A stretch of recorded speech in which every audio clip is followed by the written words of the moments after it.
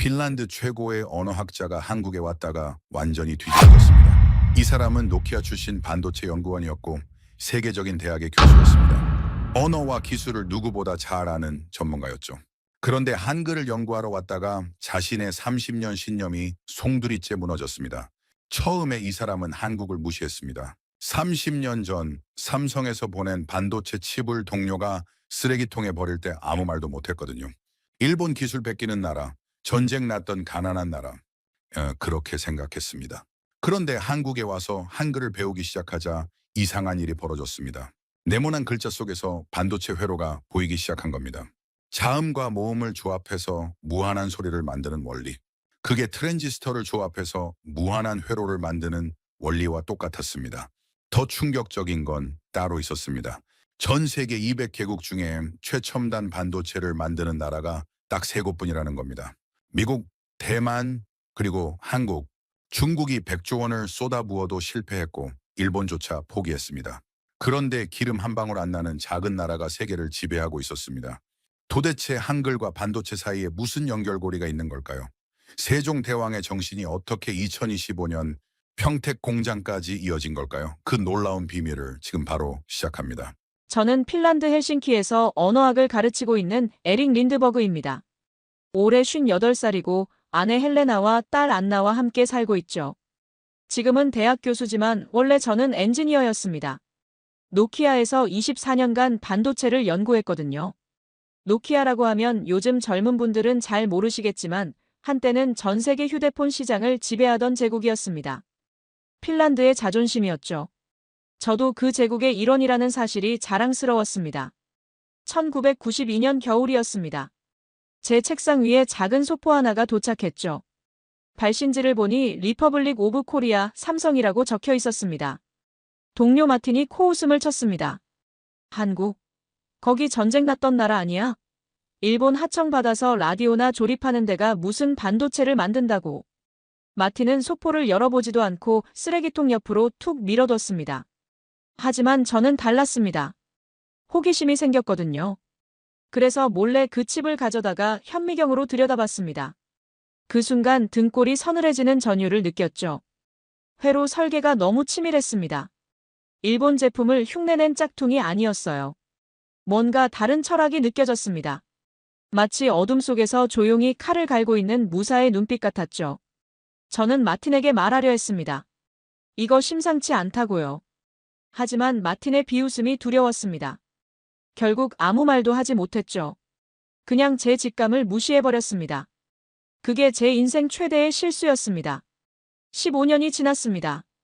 2007년 애플이 아이폰을 출시하면서 스마트폰 혁명이 일어났죠. 현실에 안주하던 노키아 제국은 거짓말처럼 무너져 내렸습니다. 핀란드 경제가 휘청거렸습니다. 2012년 저는 해고당했습니다. 24년을 바친 회사에서 쫓겨난 거죠.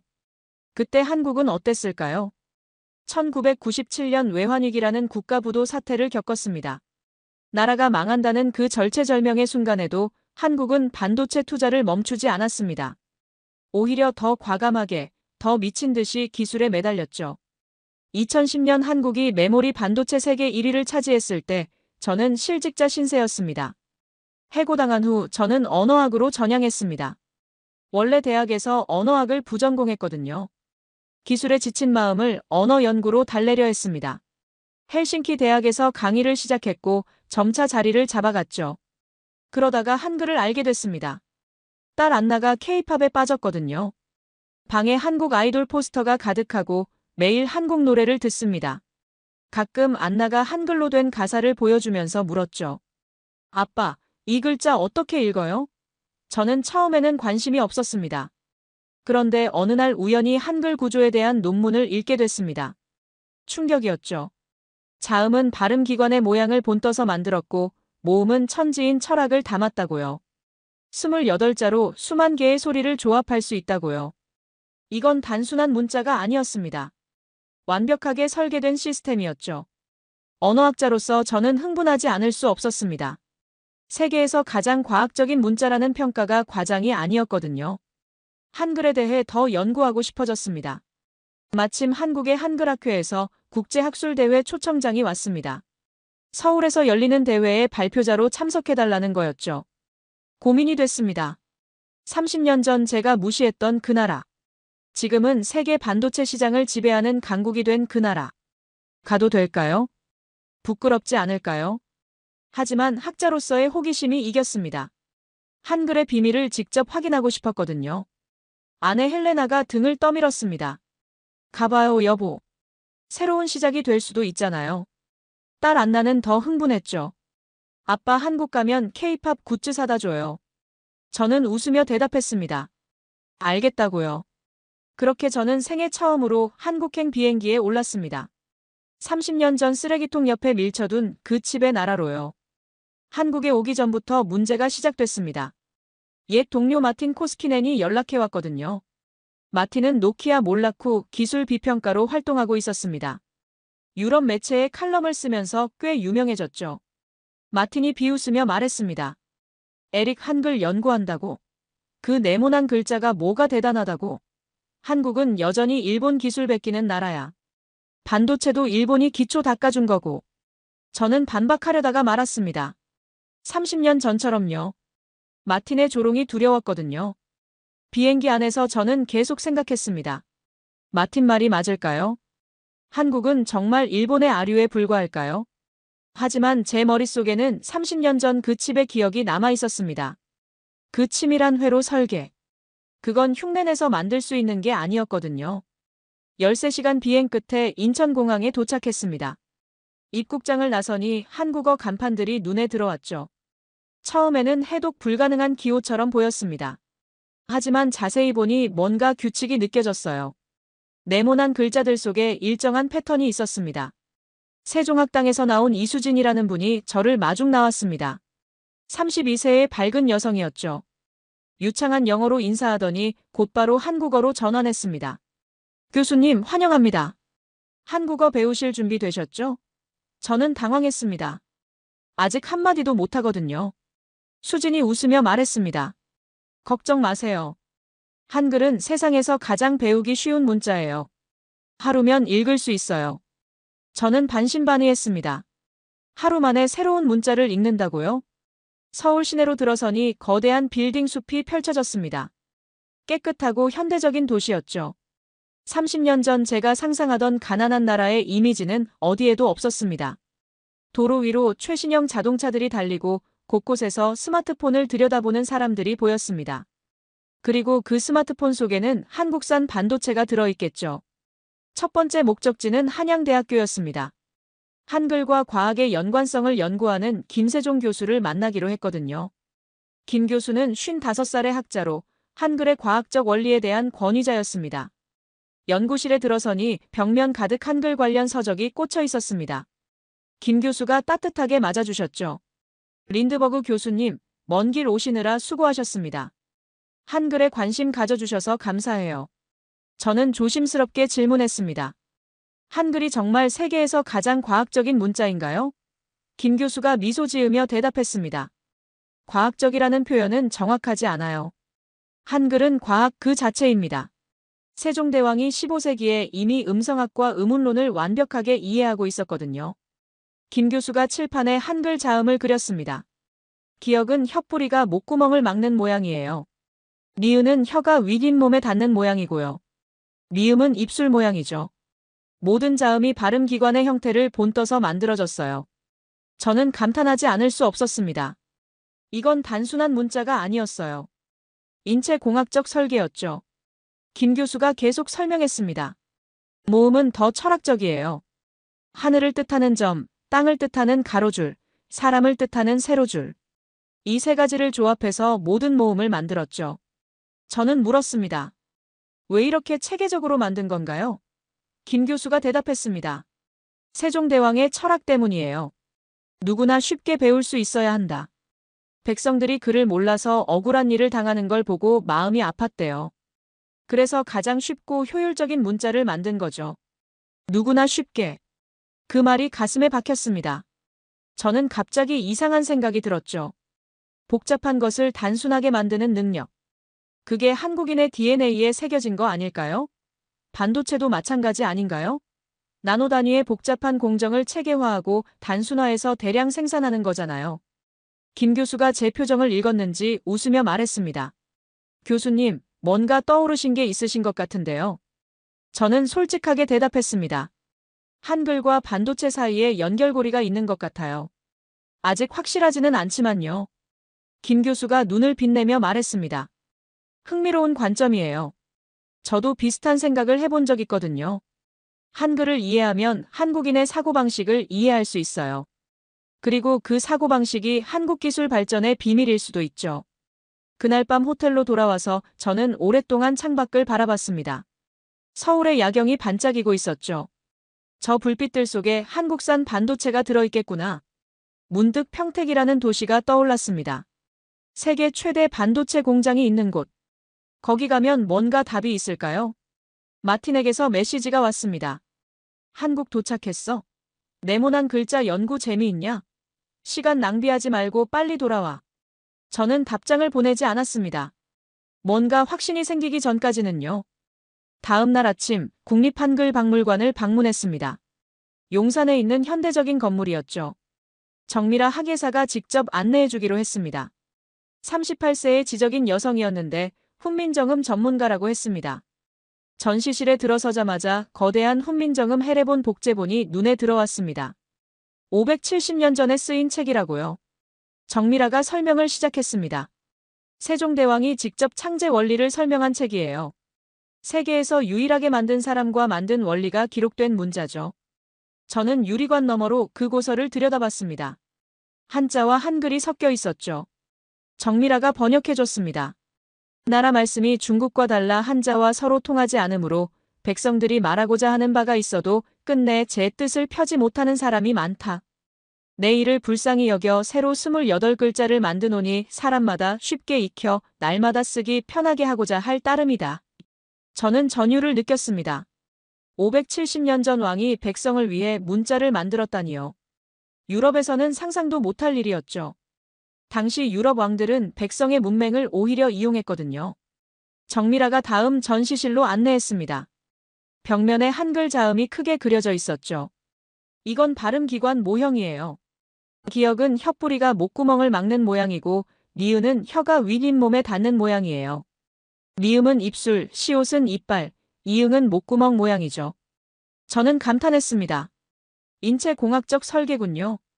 정미라가 고개를 끄덕였습니다. 맞아요. 그리고 여기서 획을 더하면 소리가 세져요.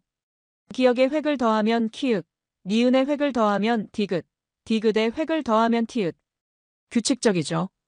제 머릿속에서 뭔가가 번쩍였습니다. 이건 마치 프로그래밍 언어 같아요. 기본 단위를 조합해서 무한한 결과물을 만드는 거잖아요. 정미라가 눈을 빛내며 말했습니다. 맞아요. 세종대왕은 15세기에 이미 모듈화와 조합의 원리를 완성했어요. 모듈화. 그 단어가 머릿속에서 맴돌았습니다. 반도체 설계의 핵심도 모듈화거든요. 기본회로 블록을 만들어서 조합하는 거죠. 트랜지스터를 조합해 논리 게이트를 만들고 논리 게이트를 조합해 프로세서를 만들고요. 다음 전시실에는 한글 조합 원리가 설명돼 있었습니다. 자음과 모음을 조합해서 글자를 만드는 거죠. 기역과 아를 합치면 가, 니은과 아를 합치면 나. 여기에 받침을 더하면 더 많은 글자가 나와요. 가에 니은을 더하면 간, 미음을 더하면 감. 저는 중얼거렸습니다. 28자로 수만 개 소리를 만든다. 이건 효율의 극치야. 정미라가 덧붙였습니다. 실제로 한글은 영어보다 훨씬 적은 글자로 더 많은 소리를 표현할 수 있어요. 영어 알파벳 26자로 표현 못하는 소리도 한글로는 쓸 수 있죠. 그 순간 제 머릿속에서 번개가 쳤습니다. 한글의 조합 원리와 반도체 회로 설계 원리가 닮았다. 기본 단위를 체계적으로 조합해서 복잡한 결과물을 만드는 사고방식. 이게 한국인의 DNA에 새겨진 거 아닐까요? 저는 정미라에게 물었습니다. 혹시 한글과 한국 기술 발전의 연관성에 대해 연구한 사람이 있나요? 정미라가 고개를 갸웃했습니다. 직접적으로는 없는 것 같은데요. 왜 그러시죠? 저는 대답했습니다. 뭔가 보이기 시작해서요. 박물관을 나서면서 저는 확신했습니다. 여기에 한국 반도체의 비밀이 있다. 세종대왕의 정신이 어딘가에서 이어지고 있다. 호텔로 돌아와서 밤새 논문 초고를 썼습니다. 제목은 한글의 모듈화 원리와 한국기술 혁신의 상관관계. 아직 가설 단계였지만 흥분을 감출 수 없었죠. 김세종 교수에게 이메일을 보냈습니다. 의견을 듣고 싶다고요. 다음 날 김 교수에게서 답장이 왔습니다. 흥미로운 관점이지만 증명이 필요하다고요.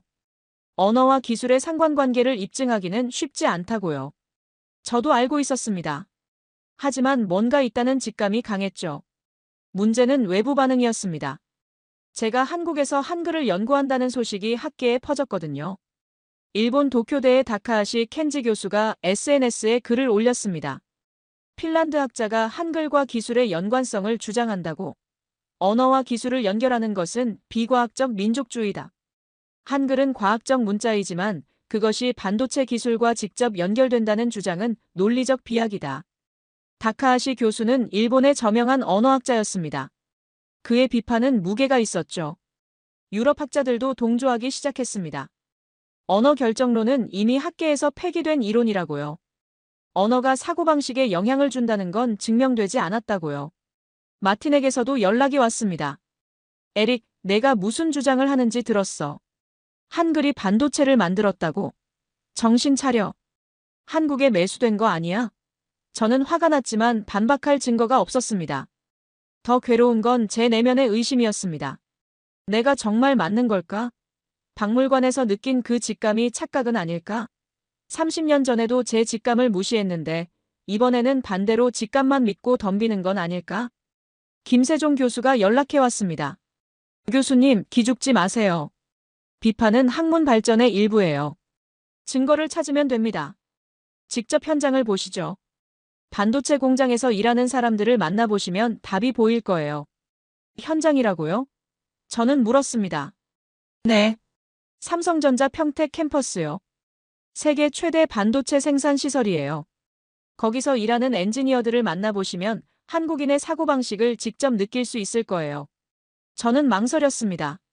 그런 국가보안시설에 외국인이 들어갈 수 있나요? 김 교수가 웃으며 말했습니다. 제가 연결해 드릴게요.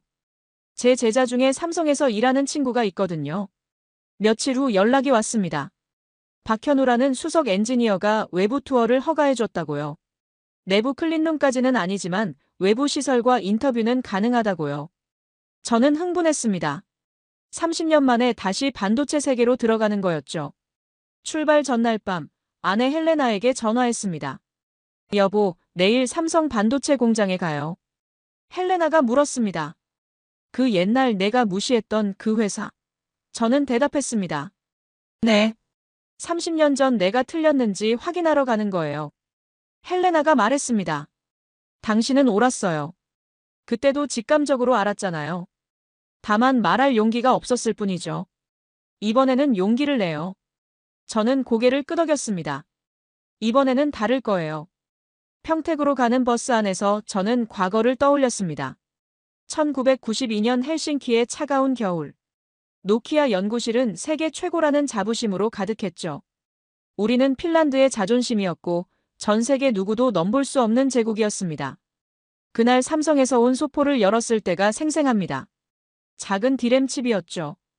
동료들은 비웃었습니다. 한국? 전쟁 났던 나라 아니야? 일본 하청이나 받는 데가 뭘 만들겠어? 마틴이 칩을 쓰레기통 옆으로 밀어뒀죠. 하지만 저는 호기심이 생겼습니다. 몰래 그 칩을 가져다가 현미경으로 들여다봤죠. 그 순간 등골이 서늘해졌습니다. 회로 설계가 너무 치밀했거든요. 선 하나하나가 정교하게 배치돼 있었어요. 일본 제품을 베낀 게 아니었습니다. 독자적인 철학이 느껴졌죠. 저는 마틴에게 말하려 했습니다. 이거 심상치 않다고요. 한국을 주시해야 한다고요. 하지만 마틴의 비웃음이 두려웠습니다. 혼자 튀고 싶지 않았죠. 결국 아무 말도 하지 못했습니다. 그게 제 인생 최대의 실수였습니다. 15년이 지났습니다. 2007년 애플이 아이폰을 출시했죠. 스마트폰 혁명이 시작됐습니다. 노키아는 현실에 안주하고 있었어요. 우리가 왕이다. 우리를 위협할 자는 없다. 그렇게 믿었죠. 하지만 세상은 급변하고 있었습니다. 2008년, 2009년, 2010년 노키아의 시장 점유율은 추락했습니다. 아이폰과 갤럭시가 시장을 집어삼켰죠. 저는 매일 뉴스를 보면서 불안했습니다. 갤럭시라니, 삼성이라니. 내가 30년 전 본 그 회사잖아요. 2012년 저는 해고당했습니다. 24년을 바친 회사에서 쫓겨났죠. 동료들도 하나둘 떠났습니다. 핀란드 경제가 휘청거렸습니다. 노키아 제국의 몰락은 곧 핀란드의 몰락이었거든요. 그때 한국은 어땠을까요? 1997년 IMF 외환위기가 터졌습니다. 나라가 부도났죠. 금모으기 운동까지 벌어졌습니다. 세계는 한국이 끝났다고 생각했어요. 하지만 한국은 달랐습니다. 위기 속에서도 반도체 투자를 멈추지 않았거든요. 오히려 더 과감하게, 더 미친 듯이 기술에 매달렸습니다. 2010년 한국이 메모리 반도체 세계 1위를 차지했을 때 저는 실직자 신세였습니다. 버스가 평택에 가까워지자 창밖으로 거대한 공장들이 보이기 시작했습니다. 삼성전자 평택 캠퍼스. 세계 최대의 반도체 생산 시설. 240조 원이 투자된 곳. 저는 가슴이 뛰었습니다. 기술은 머리로 만드는 게 아니다. 기술은 집념과 한으로 만드는 것이다. 그 말이 떠올랐습니다. 노키아는 머리로만 했죠. 우리가 최고다, 우리를 따라올 자 없다. 그렇게 자만했습니다. 하지만 한국은 달랐어요. 바닥까지 떨어져도 포기하지 않았죠. 저는 창밖을 바라보며 중얼거렸습니다.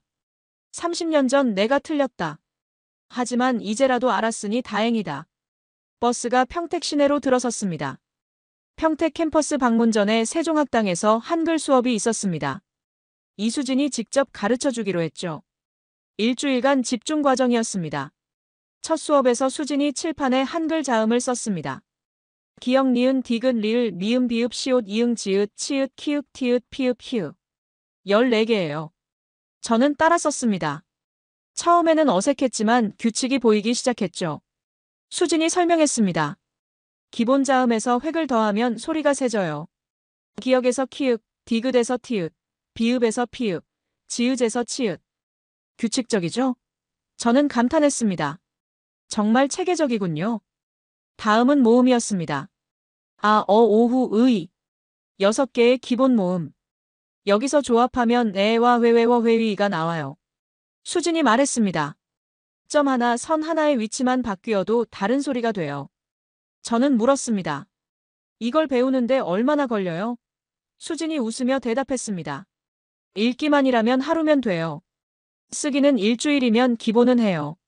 저는 놀랐습니다. 영어 알파벳보다 빠르네요. 수진이 설명을 이어갔습니다. 한글은 레고 블록 같아요. 자음과 모음을 조합하면 무한한 글자가 나와요.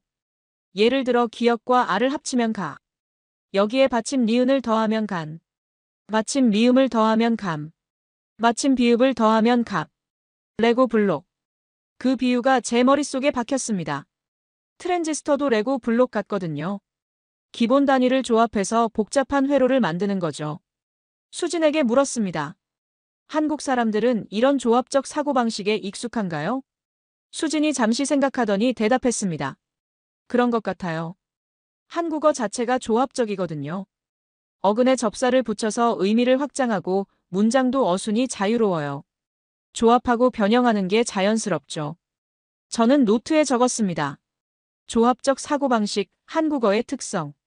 수진이 호기심 어린 눈으로 물었습니다. 교수님, 왜 한글에 그렇게 관심 있으세요? 반도체 연구하시던 분이라고 들었는데요.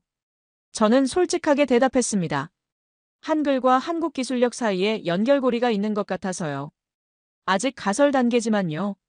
수진이 눈을 빛냈습니다. 재미있는 관점이네요. 저도 생각해 본 적 없는데요.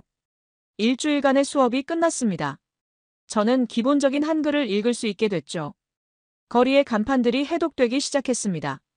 식당, 편의점, 약국. 한글이 눈에 들어올 때마다 조합의 원리가 보였습니다. 김세종 교수와 다시 만났습니다. 교수님, 한글을 배우니까 더 확신이 생겨요. 한글의 조합 원리가 한국인의 사고방식에 영향을 준 것 같아요. 김 교수가 고개를 끄덕였습니다. 흥미로운 관찰이에요. 이제 현장을 보시죠. 평택 캠퍼스 방문 준비됐어요. 한양대학교 연구실로 향했습니다. 안진호 교수를 만나러요. EUV 기술 국산화의 주역이라고 들었습니다. EUV는 극자외선이라는 뜻인데 반도체 공정의 꽃이라 불린다고요. 지구상에 자연적으로 존재하지 않는 빛을 다루는 기술이래요. 공기에 닿으면 바로 사라지기 때문에 진공 상태에서만 만들 수 있다고요. 연구실에 들어서니 온갖 장비들이 빼곡했습니다. 천장까지 닿는 기계들, 복잡한 배선들, 모니터에 뜨는 그래프들. 노키아 시절이 떠올랐습니다. 하지만 여기는 노키아보다 더 열정적인 에너지가 느껴졌어요. 젊은 연구원들이 바쁘게 오가고 있었죠. 안진호 교수님은 62살의 백발 신사였습니다. 눈빛이 형형했죠. 젊은이들보다 더 생기가 넘쳤습니다. 악수하면서 느꼈는데 손에 힘이 있었어요. 아직도 직접 실험하시는 분 같았습니다. 연구실 한쪽에는 안 교수님이 직접 작업하신 것 같은 장비들이 놓여 있었죠. 린드버그 교수님, 어서 오세요. 핀란드에서 오셨다면서요? 노키아 나라죠. 반도체 연구하시던 분이 언어학으로 전향하셨다고 들었어요. 저는 고개를 끄덕였습니다. 네. 노키아에서 24년 일했어요. 2012년에 해고당했죠. 안 교수님이 안타까운 표정을 지었습니다. 노키아라. 안타까운 역사죠. 한때 세계를 지배하던 제국이었는데요. 우리도 그렇게 될 수 있다는 경고예요. 절대 현실에 안주하면 안 됩니다. 저는 물었습니다. EUV 기술 국산화가 얼마나 어려웠나요? 안 교수님의 표정이 진지해졌습니다. 창가로 걸어가시더니 먼 곳을 바라보셨죠.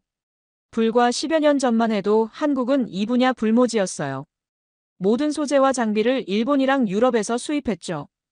기술 종속 상태였습니다. 그들이 안 판다고 하면 우리는 손도 못 쓰는 처지였어요. 저는 물었습니다. 왜 직접 개발하려 하셨어요? 사서 쓰면 편하잖아요. 위험 부담도 적고요. 안 교수님이 돌아서서 저를 바라봤습니다. 눈빛이 강렬했죠. 기술은 사는 게 아니에요.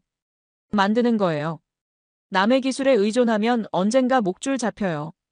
2019년 일본이 반도체 소재 수출 규제했을 때 우리가 얼마나 당황했는지 아세요? 그때 깨달았어요. 핵심 기술은 반드시 우리 손으로 만들어야 한다고. 안 교수님이 과거를 회상하셨습니다.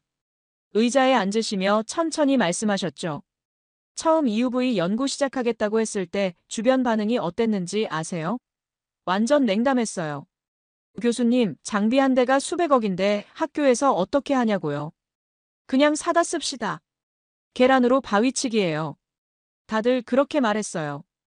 연구비가 없어서 제가 체면 다 버렸어요. 기업 회장님들 모이는 조찬 모임에 나갔습니다.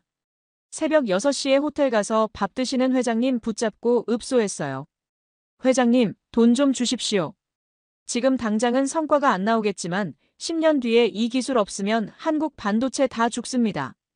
제가 책임지고 국산화해보겠습니다. 저는 감동받았습니다. 교수가 직접 그렇게까지요? 체면이 있으셨을 텐데요. 안 교수님이 쓸쓸하게 웃으셨습니다. 체면이 뭐가 중요해요? 나라 기술이 중요하지.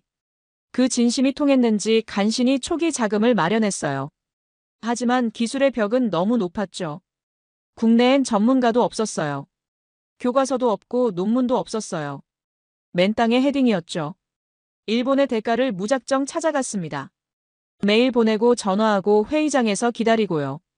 문전박대 당하면서도 포기 안 했어요. 어깨 너머로 배우고 학회에서 귀동냥하고 심지어 쓰레기통에 버려진 설계도 주워보며 연구했어요. 지금 생각하면 참 처절했죠. 가장 큰 난관은 펠리클이라는 소재였습니다. 안 교수님이 설명하셨죠. 쉽게 말해서 한양대 캠퍼스 전체를 랩으로 덮는다고 생각해보세요.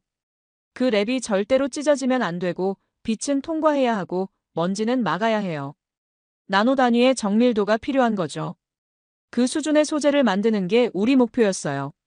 수천 번 실패했죠. 안 교수님의 목소리가 낮아졌습니다. 연구원들이 지쳐서 나가고 예산이 바닥나고 다들 포기하라고 했어요. 하지만 연구실 불은 꺼지지 않았습니다.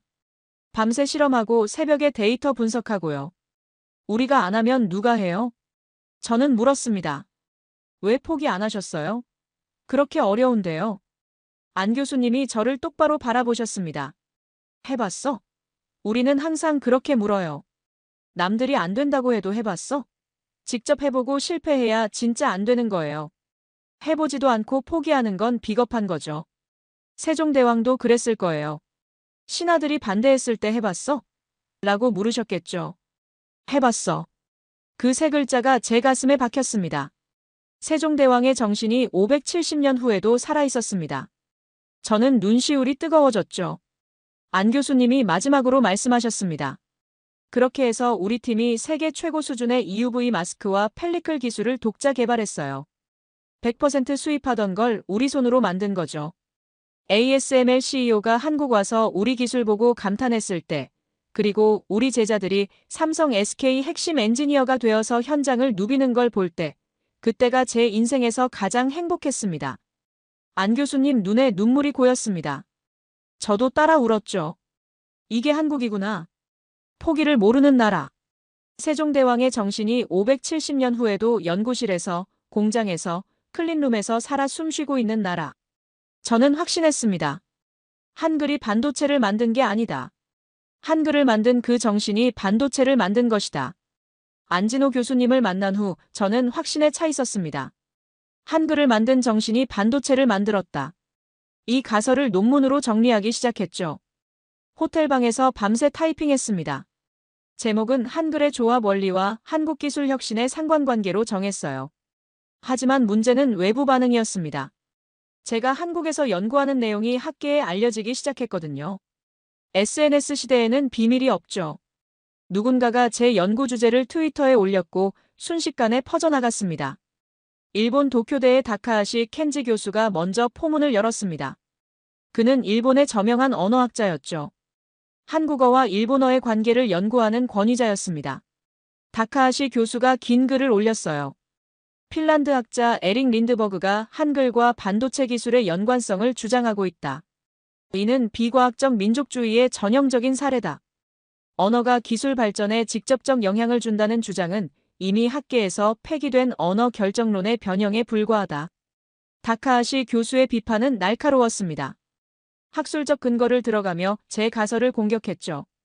한글이 과학적 문자라는 것은 인정하지만 그것이 반도체 기술과 연결된다는 주장은 논리적 비약이다.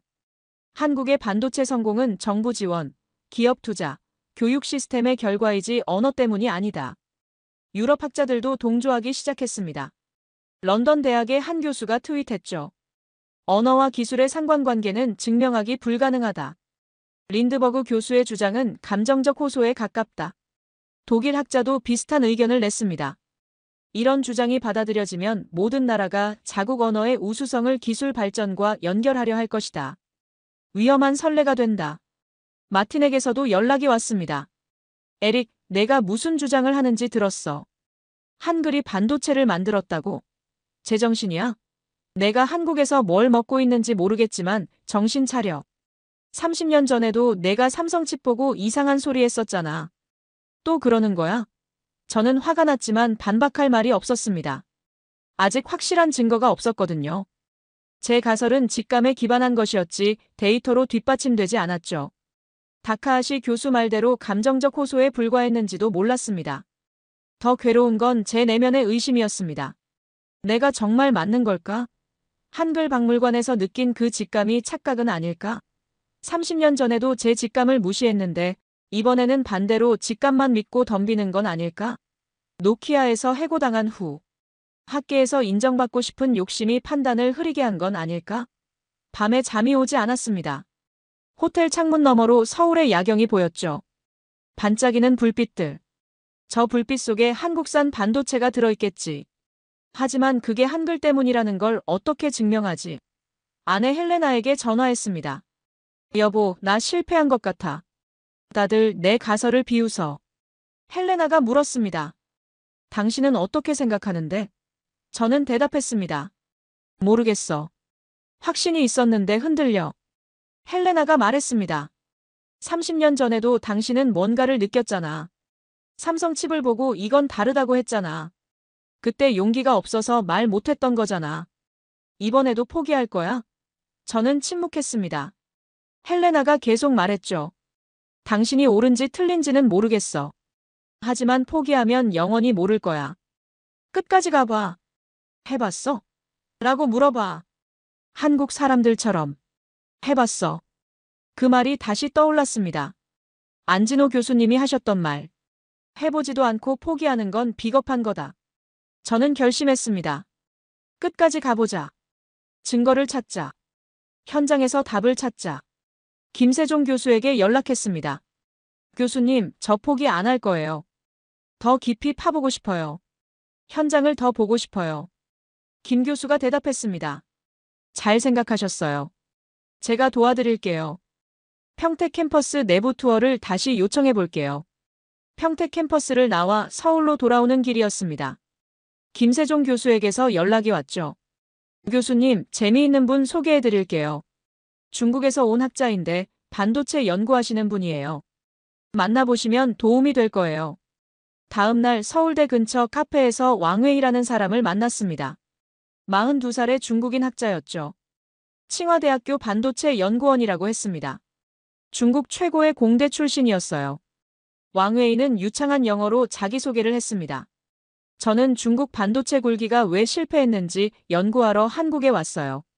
솔직히 인정해야 할 것 같아서요. 저는 놀랐습니다. 중국 학자가 그런 말을 하다니요. 왕웨이가 설명했습니다. 중국 정부가 반도체 굴기라고 해서 100조 원 넘게 투자했어요. 천문학적인 돈이죠. 하지만 실패했어요.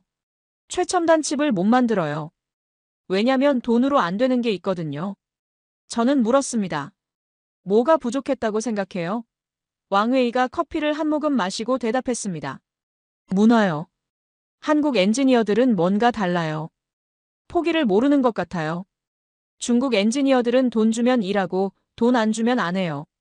하지만 한국 사람들은 달라요. 밤새워서라도 해요. 저는 제 가설을 설명했습니다. 한글의 조합 원리와 반도체 기술의 연관성에 대해서요. 왕웨이가 눈을 빛내며 들었습니다. 그리고 말했죠. 흥미로운 관점이에요. 언어가 사고방식에 영향을 준다는 건 언어학의 기본이잖아요. 사피어 마이너스 워프 가설이라고 하죠.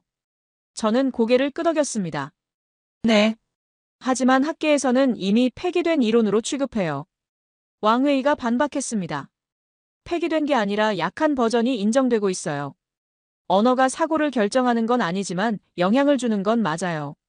특히 조합적 사고방식은 언어 구조와 관련이 있을 수 있어요.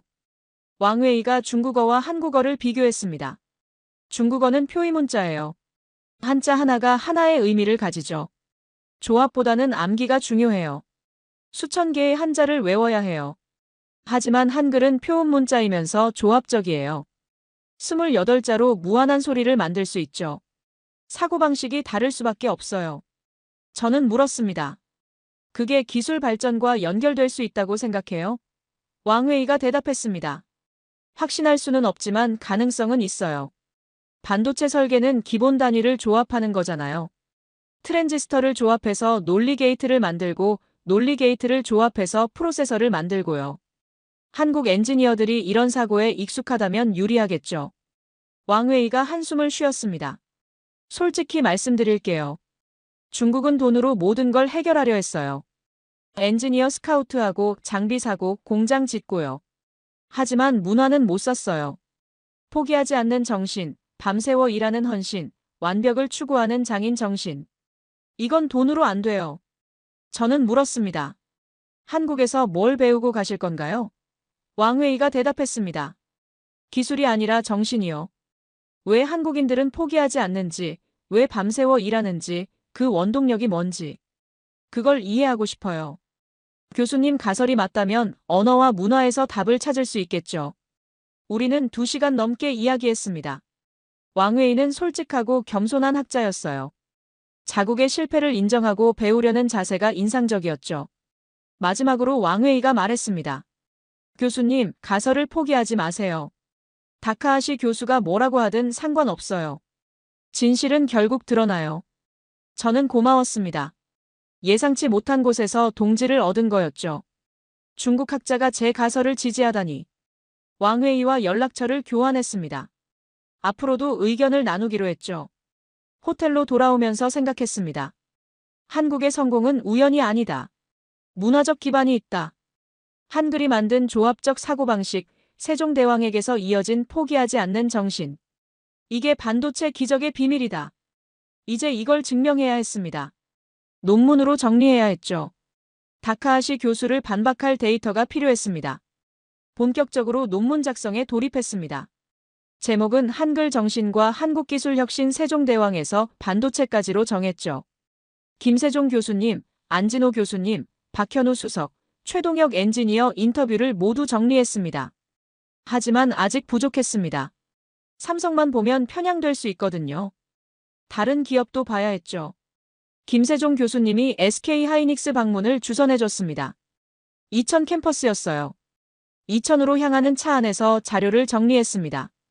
SK하이닉스는 HBM이라는 고대 역폭 메모리 분야에서 세계 1위라고요. HBM은 인공지능 시대의 핵심 부품이죠. 엔비디아 GPU에 들어가는 메모리예요.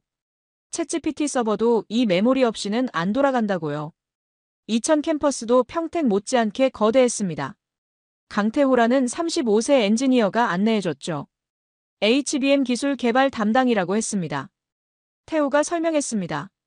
HBM은 메모리 칩을 수직으로 싸는 기술이에요. 납작하게 옆으로 붙이는 게 아니라 위로 싸는 거죠. 공간 효율이 높아지고 속도도 빨라져요. 하지만 열 문제가 심각해요. 칩을 쌓으면 열이 빠져나갈 곳이 없거든요. 저는 물었습니다.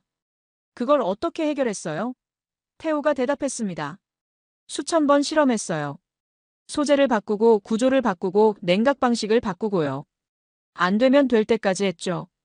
결국 세계 최초로 12단 HBM을 만들었어요. 저는 익숙한 말을 들었습니다. 안 되면 될 때까지. 해봤어? 삼성에서도 들었던 말이었죠. SK하이닉스에서도 같은 정신이 살아있었습니다. 태호에게 물었습니다. 한글과 반도체 기술 사이에 연결고리가 있다고 생각해요? 태호가 잠시 생각하더니 대답했습니다. 직접적으로는 모르겠지만 우리 사고방식이 조합적인 건 맞아요. 문제를 쪼개서 해결하는 게 자연스러워요. HBM도 그래요. 메모리 칩이라는 기본 단위를 어떻게 조합할지 고민한 거거든요. 저는 노트에 적었습니다. 삼성과 SK 모두 같은 사고방식. 조합적 접근, 포기하지 않는 정신. 이건 개인 차이가 아니라 문화적 특성이다. 서울로 돌아와서 논문 구조를 잡았습니다. 첫째, 한글의 과학적 원리 분석. 조합 시스템의 효율성과 체계성. 둘째, 한국 반도체 산업의 성공 요인 분석. 기술적 요인과 문화적 요인. 셋째, 한글과 반도체의 상관관계 가설. 조합적 사고방식과 포기하지 않는 정신의 연결. 넷째, 비교 분석. 한글 사용국가와 다른 문자 사용국가의 기술 발전 경로 비교. 비교 분석이 핵심이었습니다. 한국만 봐서는 인과관계를 증명할 수 없거든요. 중국, 일본과 비교해야 했죠. 왕웨이와 다시 만나서 중국 사례를 자세히 들었습니다. 일본 사례는 제가 노키아 시절 알고 있던 정보를 활용했고요. 결론은 명확했습니다. 중국은 돈은 있지만 문화가 부족했다. 일본은 기술은 있지만 혁신이 멈췄다. 한국만이 문화와 기술을 동시에 갖췄다. 그 문화의 뿌리가 한글에 있다. 물론 한글 자체가 반도체를 만든 건 아닙니다. 하지만 한글을 만든 정신, 누구나 쉽게라는 철학, 불가능에 도전하는 용기, 포기하지 않는 끈기. 이게 한국인의 DNA에 새겨져 있다는 거죠. 세종대왕의 정신이 570년 후에도 클린룸에서 살아 숨쉬고 있다. 논문 초고를 완성했습니다. 김세종 교수님께 검토를 부탁드렸죠. 교수님이 읽고 말씀하셨습니다. 논리는 탄탄해요. 하지만 다카하시 교수가 반박할 구멍이 있어요. 북한은 한글 쓰는데 왜 반도체 강국이 아니냐고 물으면 어떻게 대답하실 거예요? 저는 잠시 생각했습니다. 그리고 대답했죠. 한글은 도구예요. 중요한 건 그 도구를 활용하는 정신이에요. 북한은 한글을 쓰지만 세종대왕의 정신을 계승하지 못했어요. 반면 한국은 언어와 정신 모두 계승했죠. 그 차이예요. 김 교수님이 고개를 끄덕였습니다. 좋아요. 이제 발표할 준비가 됐네요.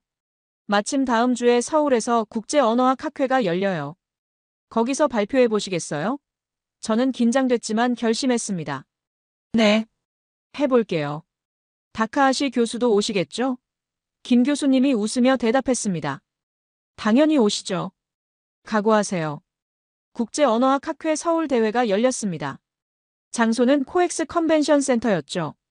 전 세계에서 500명이 넘는 학자들이 모였습니다. 저는 긴장됐습니다. 제 학문 인생을 건 발표였거든요. 발표장에 들어서니 다카하시 켄지 교수가 앞줄에 앉아 있었습니다. 눈이 마주쳤죠. 다카하시 교수가 냉소적인 미소를 지었습니다. 도전장을 받아들인 거였어요. 제 차례가 왔습니다. 단상에 올라 마이크를 잡았죠. 손이 떨렸지만 심호흡을 했습니다. 화면에 제 발표 제목이 떴습니다. 한글이 반도체를 만들었다. 언어와 기술 혁신의 상관관계. 청중 사이에서 웅성거림이 있었습니다. 도발적인 제목이었거든요. 저는 발표를 시작했습니다. 먼저 한글의 과학적 원리를 설명했죠. 자음이 발음 기관을 본떠 만들어졌다는 것, 모음이 천지인 철학을 담고 있다는 것, 28자로 무한한 소리를 조합할 수 있다는 것. 다음으로 한국 반도체 산업을 분석했습니다. 전 세계 200개국 중 최첨단 반도체를 만드는 나라가 셋뿐이라는 것. 중국이 100조 원을 쏟아부어도 실패했다는 것. 일본이 한때 강자였지만 추락했다는 것. 한국만이 메모리와 파운드리 양쪽에서 성공했다는 것. 그리고 제 가설을 제시했습니다. 한글의 조합 원리가 한국인의 사고방식에 영향을 줬다. 기본 단위를 조합해서 복잡한 결과물을 만드는 사고방식. 이게 반도체 설계와 일치한다. 또한 세종대왕의 정신, 불가능에 도전하고 포기하지 않는 정신이 한국 엔지니어들에게 계승됐다. 데이터를 제시했습니다. 한국, 중국, 일본의 반도체 발전 경로 비교. 삼성, SK하이닉스 엔지니어 인터뷰 결과. 조합적 사고방식에 대한 자가 평가 설문 결과. 물론 완벽한 증거는 아니었지만 일관된 패턴이 보였죠. 발표가 끝나고 질의응답 시간이 왔습니다. 예상대로 다카하시 교수가 손을 들었죠. 날카로운 눈빛으로 저를 바라보며 질문했습니다. 린드버그 교수, 흥미로운 발표였습니다. 하지만 몇 가지 근본적인 문제가 있어요. 첫째, 언어와 기술의 상관관계를 어떻게 증명하죠? 상관관계가 있다고 해서 인과관계가 있는 건 아닙니다. 한국이 반도체 강국인 이유는 정부 지원, 기업 투자, 교육 시스템 때문이지 한글 때문이 아닐 수 있어요. 둘째, 한글을 쓰는 북한은 왜 반도체 강국이 아니죠? 당신 논리대로라면 북한도 조합적 사고방식을 가져야 하고 반도체를 잘 만들어야 해요. 하지만 현실은 그렇지 않죠. 청중이 조용해졌습니다. 다카하시 교수의 질문은 날카로웠죠. 저는 침착하게 대답했습니다. 첫째 질문에 대해서요. 맞습니다. 상관관계가 인과관계는 아니에요. 하지만 저는 인과관계를 주장하는 게 아닙니다. 한글이 반도체를 직접 만든 게 아니에요. 한글을 만든 정신이 한국 기술 문화의 기반이 됐다는 겁니다. 세종대왕의 철학, 누구나 쉽게라는 정신, 불가능에 도전하는 용기. 이게 570년간 이어져 왔다는 거죠. 둘째 질문에 대해서요. 좋은 지적입니다. 북한은 한글을 쓰지만 세종대왕의 정신을 계승하지 못했어요. 한글은 도구입니다. 중요한 건 그 도구를 어떻게 활용하느냐예요. 한국은 언어와 정신 모두 계승했지만 북한은 언어만 남았죠. 그 차이입니다. 청중 사이에서 고개를 끄덕이는 사람들이 보였습니다. 하지만 다카하시 교수는 만족하지 않았죠. 추상적인 정신 운운하는 건 과학이 아닙니다. 측정할 수 없으면 증명할 수 없어요. 저는 대답했습니다. 문화는 측정하기 어렵습니다. 하지만 존재하지 않는 건 아니에요. 왜 한국 엔지니어들은 밤새 일하는지, 왜 수천 번 실패해도 포기하지 않는지, 왜 해봤어라고 묻는지. 이건 데이터로 측정하기 어렵지만 분명히 존재해요. 저는 그 문화의 뿌리가 한글에 있다고 주장하는 겁니다. 질의응답이 계속됐습니다. 다카하시 교수가 물러서지 않았거든요. 그가 결정적인 카드를 꺼냈습니다. 린드버그 교수, 솔직히 말씀해주세요. 당신은 노키아에서 해고당한 후 학계에서 인정받고 싶은 거 아닙니까? 한국의 성공 스토리에 편승해서 유명해지려는 거 아니에요? 이건 학문이 아니라 마케팅입니다. 청중이 술렁였습니다. 인신공격이었거든요. 저는 분노가 치밀었지만 참았습니다. 침착하게 대답했죠. 다카하시 교수, 제 개인사를 공격하시는 건 학문적 토론에 어울리지 않습니다. 제 주장이 틀렸다면 논리로 반박해 주세요. 다카하시 교수가 비웃었습니다. 논리로 반박했잖아요. 당신이 대답을 못하는 거죠. 한글과 반도체의 연결고리는 당신의 상상 속에만 존재해요. 이건 과학이 아니라 판타지입니다. 그 순간 예상치 못한 일이 벌어졌습니다. 청중석에서 한 젊은 여성이 손을 들었거든요. 사토 유키였습니다. 다카하시 교수의 제자로 알려진 일본인 언어학자였죠. 사토가 마이크를 잡고 말했습니다. 다카하시 선생님, 저는 선생님과 다르게 생각합니다. 청중이 웅성거렸죠. 제자가 스승에게 반기를 드는 거였거든요. 사토가 계속 말했습니다. 저도 처음에는 린드버그 교수의 가설에 회의적이었어요. 하지만 한국에 와서 직접 현장을 보고 생각이 바뀌었습니다. 삼성 평택 캠퍼스에 갔어요. SK 하이닉스 이천 캠퍼스에도 갔고요. 거기서 일하는 사람들을 만났어요. 그들은 정말 달랐어요. 밤새 일하고 수천 번 실패해도 포기하지 않고 해봤어라고 물어요. 일본 엔지니어들과 확실히 달라요. 그 차이가 어디서 오는지 저도 궁금했어요. 린드버그 교수의 가설이 완벽하지는 않아요. 하지만 중요한 질문을 던지고 있어요. 왜 한국만 성공했는지, 문화적 요인이 뭔지. 이걸 탐구하는 건 의미 있는 일이에요. 비웃을 게 아니라 함께 연구해야 해요. 청중석에서 박수가 터져나왔습니다. 저는 눈물이 날 것 같았죠. 예상치 못한 곳에서 지원군이 나타난 거였습니다. 다카하시 교수의 얼굴이 굳었습니다. 자기 제자에게 반박당한 거였거든요. 하지만 그는 물러서지 않았죠. 유키, 내가 감정에 휩쓸린 거야. 학문은 감정으로 하는 게 아니야. 사토가 담담하게 대답했습니다. 선생님, 저는 감정이 아니라 관찰에 기반해서 말씀드리는 거예요. 현장을 보지 않고 비판만 하시는 건 학자의 자세가 아니에요. 청중석이 조용해졌습니다. 팽팽한 긴장감이 흘렀죠. 저는 이 순간을 어떻게 활용해야 할지 고민했습니다. 다카하시 교수를 완전히 무너뜨릴 수도 있었어요. 하지만 그건 제가 원하는 게 아니었습니다. 저는 마이크를 잡고 말했습니다. 다카하시 교수님, 저와 의견이 다르시다는 건 알겠어요. 하지만 우리는 적이 아닙니다. 같은 진실을 찾는 학자들이에요. 제 가설이 틀렸을 수도 있어요. 하지만 포기하지 않고 계속 연구할 거예요. 해봤어라고 물으면서요. 그리고 덧붙였습니다. 사토 유키 씨, 감사합니다. 선생님께 반대 의견을 말하는 건 용기가 필요한 일이에요.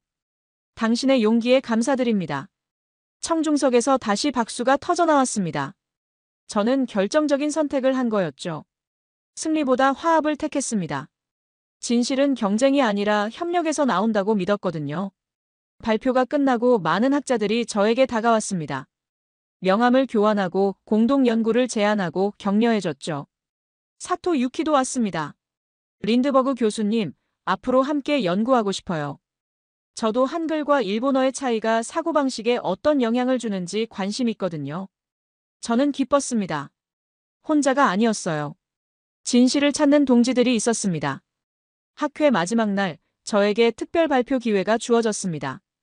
반응이 좋아서 주최 측에서 추가 세션을 마련해 준 거였죠. 청중이 더 많이 모였습니다. 다카하시 교수도 왔지만 이번에는 뒷줄에 앉았습니다. 저는 단상에 올라 마지막 발표를 시작했습니다. 이틀간의 토론을 통해 제 생각이 더 명확해졌어요.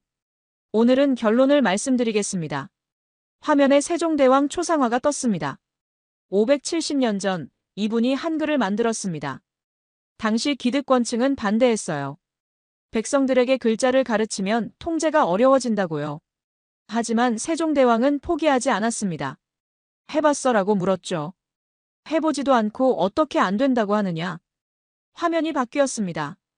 삼성전자 평택 캠퍼스 야경이었죠. 570년 후 이곳에서 세계 최첨단 반도체가 만들어지고 있습니다. 수만 명의 엔지니어가 밤새 일하고 있어요. 그들도 해봤어라고 물어요. 수천 번 실패해도 포기하지 않아요. 저는 말했습니다. 한글 자체가 반도체를 만든 게 아닙니다. 하지만 한글을 만든 정신, 누구나 쉽게라는 철학, 불가능에 도전하는 용기, 포기하지 않는 끈기. 이게 한국인의 DNA에 새겨져 있습니다. 세종대왕의 정신이 570년 후에도 클린룸에서 살아 숨쉬고 있어요. 화면에 데이터가 떴습니다. 전 세계 200개국 중 최첨단 반도체를 만드는 나라는 셋뿐이에요. 미국, 대만, 한국. 중국은 100조 원을 쏟아부어도 실패했고, 일본은 한때 강자였지만 추락했어요. 왜 한국만 성공했을까요? 돈 때문일까요? 중국이 더 많이 투자했어요. 기술 때문일까요? 일본이 더 오래 연구했어요. 그렇다면 뭐가 다를까요? 저는 문화라고 생각합니다. 포기하지 않는 문화, 밤새 일하는 문화, 해봤어라고 묻는 문화. 그 문화의 뿌리가 어디에 있을까요? 저는 한글에 있다고 생각합니다. 한글은 단순한 문자가 아니에요. 세종대왕의 철학이 담긴 시스템이에요. 기본 단위를 조합해서 무한한 결과물을 만드는 사고방식. 이게 한국인의 DNA에 새겨져 있어요. 물론 증명하기 어렵습니다. 문화는 측정하기 어려우니까요. 하지만 존재하지 않는 건 아니에요. 저는 현장에서 직접 봤습니다. 삼성 엔지니어들, SK 하이닉스 엔지니어들, 한양대 연구원들. 그들 모두 같은 정신을 갖고 있었어요. 마지막으로 저는 고백했습니다. 저는 30년 전 노키아에서 일했어요. 그때 삼성에서 보낸 칩을 봤습니다. 동료들은 비웃었지만 저는 뭔가 다르다고 느꼈어요. 하지만 용기가 없어서 말 못했죠. 그게 제 인생 최대의 실수였습니다. 오늘 저는 그 실수를 바로잡고 싶습니다. 한국은 위대한 나라입니다. 세종대왕의 정신을 계승한 나라입니다. 그 정신이 반도체 기적을 만들었어요. 저는 이걸 세상에 알리고 싶습니다. 발표가 끝났습니다. 잠시 침묵이 흘렀죠. 그리고 청중석에서 한 사람이 일어나 박수를 치기 시작했습니다. 김세종 교수님이었어요. 곧 다른 사람들도 일어났습니다. 기립박수가 터져나왔죠. 저는 눈물을 참을 수 없었습니다. 30년간 품어온 죄책감이 풀리는 것 같았어요. 무대에서 내려오니 많은 사람들이 악수를 청했습니다. 축하한다고, 용기 있다고, 감동적이었다고. 다카하시 교수는 아무 말 없이 자리를 떠났습니다. 하지만 저는 신경 쓰지 않았어요. 중요한 건 진실을 말했다는 거였으니까요. 학회가 끝나고 상황이 급변했습니다. 제 발표 영상이 유튜브에 올라갔거든요. 한국 매체들이 먼저 보도했습니다. 핀란드 학자 한글이 반도체를 만들었다 주장. 기사 제목이 자극적이어서 클릭수가 폭발했죠. 곧 국제 매체들도 따라왔습니다. BBC가 먼저 보도했어요. 핀란드 언어학자가 밝힌 한국 반도체의 비밀. 뉴욕타임스도 기사를 냈죠. 한글 정신이 세계 반도체 시장을 지배하다. 월스트리트 저널은 경제적 관점에서 분석했습니다. 문화가 기술을 만든다. 한국 사례 연구. 제 논문도 주목받았습니다. 여러 학술지에서 게재 요청이 왔어요. 피어 리뷰를 거쳐야 했지만 관심이 뜨거웠죠. 학계에서 논쟁이 시작됐습니다.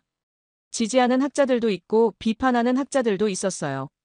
하지만 무시당하지는 않았습니다. 토론할 가치가 있는 주제로 인정받은 거였죠. 안진호 교수님에게서 연락이 왔습니다. 교수님, 놀라운 소식 들으셨어요? ASML CEO가 한국 방문했을 때 교수님 가설 이야기를 했대요. 흥미로운 관점이라고요. 저는 놀랐습니다. 세계 최대 반도체 장비 회사 CEO가 제 연구를 알고 있다니요. 한국 정부에서도 연락이 왔습니다. 문화체육관광부에서요. 한글의 가치를 세계에 알리는 데 기여해 주셔서 감사하다고요. 공식 감사장을 보내겠다고 했습니다. 저는 겸손하게 사양했죠. 제가 한 건 진실을 말한 것뿐이라고요. 삼성전자에서도 연락이 왔습니다. 박현우 수석이 전화했죠. 교수님, 위에서 관심을 갖고 있어요. 가능하시면 경영진과 만나보시겠어요? 저는 놀랐지만 수락했습니다. 며칠 후 삼성전자 본사를 방문했습니다. 노태문 대표이사를 만났죠. 그 유명한 끊임없는 혁신의 축적이 미래를 만든다고 말씀하신 분이었어요. 노 대표가 악수하며 말했습니다. 린드버그 교수님, 반갑습니다. 발표 영상 잘 봤어요. 감동적이었습니다. 저는 겸손하게 대답했습니다. 감사합니다. 저는 본대로 말했을 뿐이에요.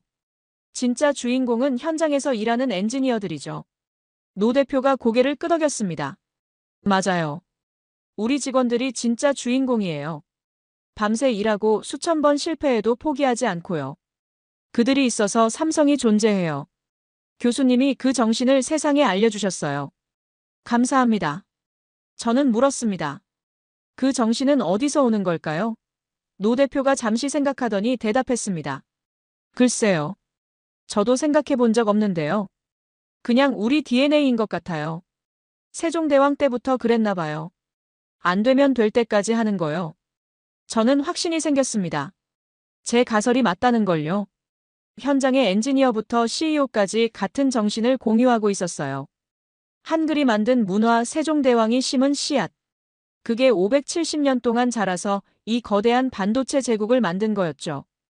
호텔로 돌아오면서 창밖을 바라봤습니다. 서울의 야경이 반짝이고 있었어요. 30년 전 제가 무시했던 나라. 지금은 세계를 지배하는 나라. 그 비밀을 제가 밝혀낸 거였죠. 물론 완벽하지는 않았습니다. 아직 증명해야 할 게 많았어요. 하지만 시작이었죠. 진실을 향한 긴 여정의 첫걸음이었습니다. 학회 이후 저는 특집 논문을 쓰기로 했습니다. 학술 논문보다 대중적인 글이었죠. 제목은 한글 정신과 한국기술혁신 세종대왕에서 반도체까지로 정했습니다. 일반인도 이해할 수 있게 쓰려고 했어요. 먼저 다시 평택 캠퍼스를 방문했습니다. 이번에는 VIP 대우였죠. 박현우 수석이 더 자세한 투어를 해줬습니다. 클린룸 내부까지는 아니지만 더 많은 시설을 볼 수 있었어요. 가장 인상적이었던 건 교육센터였습니다. 신입 엔지니어들을 교육하는 곳이었죠. 벽에 큰 글씨가 적혀 있었어요. 실패는 성공의 어머니다. 포기하지 않으면 반드시 된다. 교육 담당자가 설명했습니다. 우리는 실패를 두려워하지 말라고 가르쳐요. 오히려 빨리 실패하라고 해요. 실패해야 배우니까요. 수천 번 실패한 끝에 성공하는 게 삼성이에요. 저는 물었습니다. 그 문화가 어디서 왔다고 생각하세요? 담당자가 잠시 생각하더니 대답했습니다. 글쎄요. 원래 한국 사람들이 그런 것 같아요. 안 되면 될 때까지 하는 거요. 제 할아버지도 그러셨어요.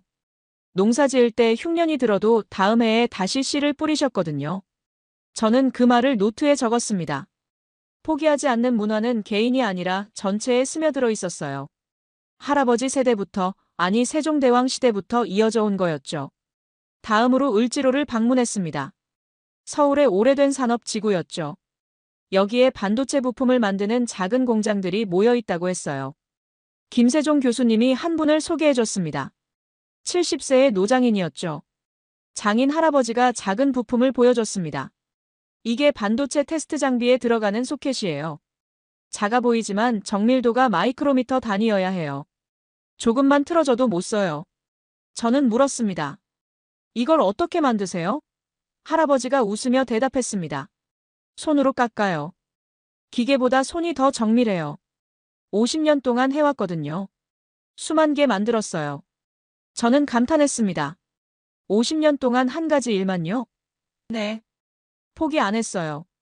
처음에는 많이 실패했죠. 근데 계속하니까 되더라고요. 해봤어요. 해보니까 됐어요. 해봤어. 또 그 말이었습니다. 삼성 CEO도 젊은 엔지니어도 70세 장인도 같은 말을 했어요. 이건 우연이 아니었습니다. 문화였죠. 논문에 이 사례들을 모두 담았습니다. 세종대왕의 정신이 어떻게 570년간 이어져 왔는지, 그 정신이 어떻게 반도체 기적을 만들었는지. 한글은 단순한 문자가 아니라 문화의 상징이라고 썼어요. 초고를 완성하고 김세종 교수님께 보여드렸습니다. 교수님이 읽고 말씀하셨죠. 잘 쓰셨어요. 한국인으로서 감동받았습니다. 우리 자신도 몰랐던 우리의 가치를 외국인 눈으로 발견해 주셨어요. 저는 겸손하게 대답했습니다. 저는 본대로 썼을 뿐이에요. 한국은 정말 대단한 나라예요. 세계가 알아야 해요. 모든 갈등이 해결되기 시작했습니다. 먼저 마틴에게서 연락이 왔죠. 뜻밖이었어요. 30년간 저를 비웃던 사람이었거든요. 마틴이 화상통화를 요청했습니다. 화면에 그의 얼굴이 떴죠. 예전보다 많이 늙어 보였어요. 에릭, 할 말이 있어. 저는 기다렸습니다. 마틴이 말했습니다. 미안해. 30년 전에 내 말을 들었어야 했어. 삼성 칩을 쓰레기통에 버린 건 내 인생 최대의 실수야. 내가 옳았어. 저는 놀랐습니다. 마틴이 사과할 거라고는 상상도 못했거든요. 왜 갑자기? 제가 물었습니다. 마틴이 한숨을 쉬었습니다. 내 발표 영상을 봤어. 그리고 많이 생각했어. 우리가 왜 실패했는지, 노키아가 왜 망했는지. 내가 말한 대로야. 우리는 교만했어. 한국을 무시했어. 그 대가를 치른 거야. 저는 고개를 끄덕였습니다. 받아들일게. 우리 둘 다 실수했어. 나도 용기가 없어서 말 못했잖아. 마틴이 웃었습니다. 그래. 우리 둘 다 바보였어. 이제라도 알았으니 다행이지. 다카하시 교수에게서도 연락이 왔습니다. 공개적으로는 아니었지만 개인적인 이메일이었죠. 린드버그 교수, 학회에서 무례하게 굴었습니다. 사과드립니다. 당신의 가설에 동의하지는 않지만 연구할 가치가 있다는 건 인정합니다. 저는 정중하게 답장했습니다. 감사합니다. 의견 차이는 학문 발전의 원동력입니다. 앞으로도 건설적인 토론을 기대합니다. 사토 유키와는 공동 연구를 시작했습니다. 한글과 일본어의 구조적 차이가 사고방식에 어떤 영향을 주는지 연구하기로 했죠. 흥미로운 주제였어요. 왜 한국은 성공하고 일본은 추락했는지. 언어와 문화의 관점에서 분석하는 거였습니다. 왕웨이와도 계속 연락했습니다. 그는 중국으로 돌아갔지만 이메일을 자주 보내왔죠. 한국에서 배운 걸 중국에 전하고 있다고요. 기술보다 정신이 중요하다는 걸 강조하고 있다고요. 왕웨이가 마지막 이메일에서 말했습니다. 교수님, 한국에서 배운 건 기술이 아니라 정신이었습니다. 포기하지 않는 정신, 해봤어라고 묻는 정신. 이걸 중국에 심고 싶어요. 언젠가 중국도 한국처럼 될 수 있을 거예요. 저는 감동받았습니다. 제 연구가 한 사람의 생각을 바꿨어요. 그리고 그 사람이 다른 사람들을 바꾸고 있었죠. 작은 변화가 큰 변화를 만드는 거였습니다. 아내 헬레나와 딸 안나가 한국에 왔습니다. 저를 보러, 그리고 한국을 보러요. 안나는 케이팝 성지 순례를 했죠. 하이브 사옥 앞에서 사진 찍고 카페에서 아이돌 굿즈 사고요. 헬레나는 경복궁을 구경했습니다. 세종대왕 동상 앞에서 멈춰섰죠. 이분이 한글 만드신 분이야? 저는 고개를 끄덕였습니다. 네. 570년 전에요. 헬레나가 말했습니다. 대단하네. 570년 전 왕의 정신이 아직도 살아있다니. 저는 가족과 함께 서울 시내를 걸었습니다. 한글 간판들이 눈에 들어왔죠. 이제는 읽을 수 있었어요. 식당, 편의점, 약국. 각각의 글자에서 조합의 원리가 보였습니다. 안나가 물었습니다. 아빠, 한국어 할 줄 알아?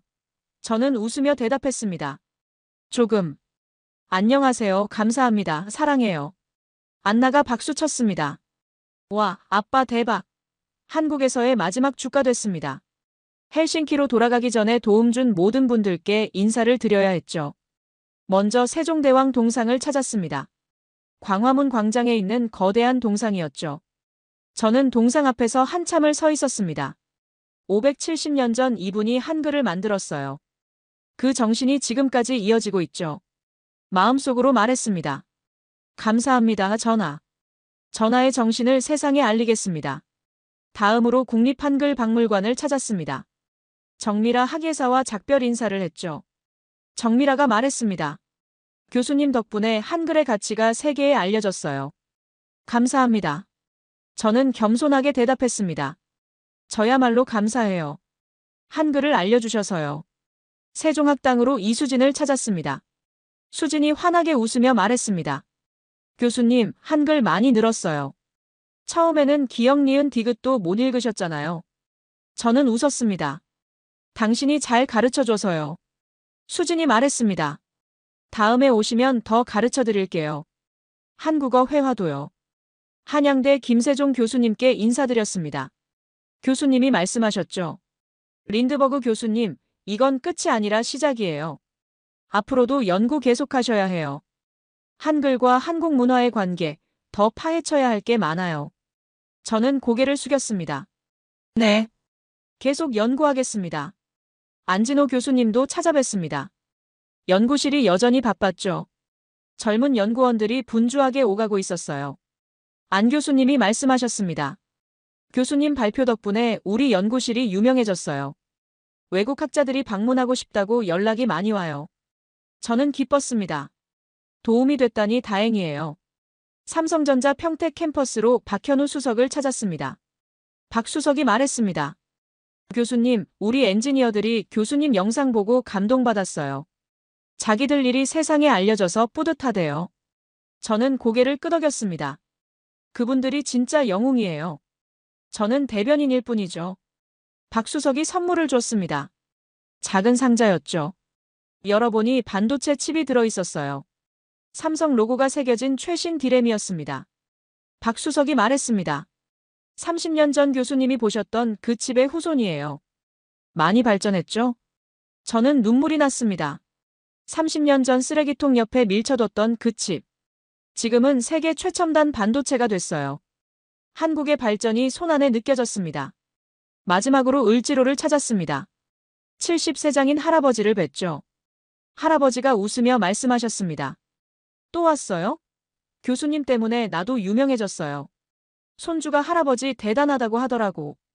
저는 웃었습니다. 할아버지가 대단하신 거예요. 50년 동안 한 가지 일만 하셨잖아요. 할아버지가 고개를 저었습니다. 대단한 거 아니에요. 그냥 포기 안 했을 뿐이에요. 해봤어. 해보니까 됐어. 해봤어. 그 말을 마지막으로 들었습니다. 한국에서의 모든 여정을 관통하는 말이었죠. 세종대왕도 CEO도 엔지니어도 장인도 같은 말을 했어요. 이게 한국이었습니다. 공항으로 가는 차 안에서 창밖을 바라봤습니다. 서울의 스카이라인이 멀어지고 있었죠. 언젠가 다시 올 거예요. 이 나라가 더 궁금해졌거든요. 1년이 지났습니다. 제 책 한글이 만든 기적 언어와 기술의 비밀이 출간됐죠. 미국 출판사에서 먼저 나왔고 곧 영국, 독일, 프랑스, 일본, 대만에서도 번역 출간됐습니다. 반응은 폭발적이었습니다. 아마존 비즈니스 분야 1위를 찍었고 뉴욕타임스 베스트셀러 목록에도 올랐죠. 서평들이 쏟아졌습니다. 한국의 성공을 이해하고 싶다면 이 책을 읽어라. 언어와 기술의 관계를 새롭게 조명한 역작. 한국어판도 나왔습니다. 제목은 한글 정신 핀란드 학자가 발견한 대한민국의 비밀이었죠. 한국에서도 베스트셀러가 됐어요. TV 프로그램에서 소개되고 신문에서 서평이 실렸습니다. 책 홍보를 위해 여러 나라를 다녔습니다. 강연도 하고 인터뷰도 했죠. 사람들이 가장 많이 묻는 질문은 이거였습니다. 한국의 비밀이 뭐냐고요? 어떻게 그렇게 빨리 발전했느냐고요? 저는 항상 같은 대답을 했습니다. 비밀은 없어요. 그냥 포기하지 않는 거예요. 안 되면 될 때까지 하는 거예요. 해봤어라고 묻는 거예요. 그게 세종대왕에게서 시작된 정신이에요. 570년간 이어져 온 DNA예요. 딸 안나는 한국어 공부를 시작했습니다. K-팝 가사를 이해하고 싶다고요. 안녕하세요. 감사합니다. 사랑해요. 저보다 발음이 좋더라고요. 젊은이들은 역시 빨라요. 가족과 함께 한국을 다시 방문했습니다. 한양대학교에서 명의교수 칭호를 수여받기 위해서였죠. 500명이 넘는 청중 앞에서 수여식이 열렸습니다. 단상에 올라 상패를 받았습니다. 한양대학교 명예교수 에릭 린드버그. 한글로 제 이름이 새겨져 있었죠. 에릭 린드버그. 저는 감격했습니다. 수락연설을 했습니다. 저는 30년 전 이 나라를 무시했습니다. 그게 제 인생 최대의 실수였어요. 하지만 한국은 포기하지 않았습니다. 세종대왕의 정신으로 반도체를 만들었습니다. 저는 이제 압니다. 기술은 집념과 한으로 만드는 것이라는 걸. 청중석에서 박수가 터져나왔습니다. 저는 눈물을 참을 수 없었죠. 수여식이 끝나고 평택 캠퍼스로 향했습니다. 마지막으로 그 야경을 보고 싶었거든요. 밤이 되자 수만 개 조명이 켜졌습니다. SF 영화 속 우주정거장처럼 빛나고 있었죠. 저는 멀리서 그 불빛을 바라봤습니다. 가족과 함께요. 안나가 물었습니다. 아빠, 저게 다 반도체 공장이야? 저는 고개를 끄덕였습니다. 응. 저기서 세계 최첨단 반도체가 만들어지고 있어. 헬레나가 말했습니다. 아름답다. 마치 별처럼 빛나네. 저는 고개를 끄덕였습니다. 응. 저건 한국의 별이야. 세종대왕의 정신이 빛나는 거야. 마음속으로 다짐했습니다. 앞으로도 이 이야기를 전하겠다고요. 한글의 정신을, 한국의 기적을, 포기하지 않는 DNA를 세계가 알아야 해요. 비행기가 이륙할 때 창밖으로 한국이 보였습니다. 점점 작아지는 불빛들을 바라보며 중얼거렸습니다. 고마워요, 한국. 고마워요, 세종대왕. 덕분에 제가 달라졌어요. 구름 위로 떠오른 비행기 안에서 저는 노트북을 열었습니다. 새 글을 쓰기 시작했죠. 제목은 이랬습니다. 다시 한국으로 한글 정신을 찾아서. 이야기는 끝나지 않았습니다. 이제 시작이었죠. 평택의 불빛은 오늘 밤도 꺼지지 않을 겁니다. 그 불빛이 있는 한 한국의 미래는 밝습니다. 그리고 저는 그 불빛을 세상에 알리는 사람이 될 겁니다. 해봤어? 네. 해봤어요. 그리고 됐어요.